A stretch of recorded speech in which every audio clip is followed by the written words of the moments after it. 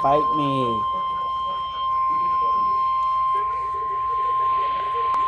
This is a flash flood warning for the following counties in West Virginia: Clay, Fayette, and Nicholas.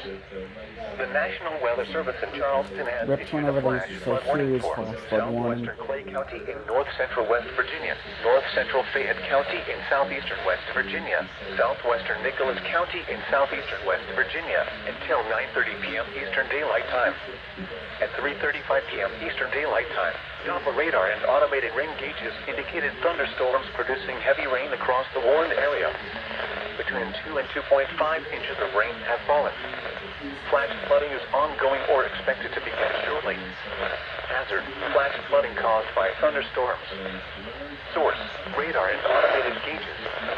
Impact: flash flooding of small creeks, streams, urban areas, highways, streets, underpasses, as well as other poor drainage and low-lying areas. Some locations that will experience flash flooding include Instead, Gully Bridge, Hawks Nest State Park, Glen, Swiss, Ventry, Indoor, Drengen, Kessler's Cross Lanes, and Procius.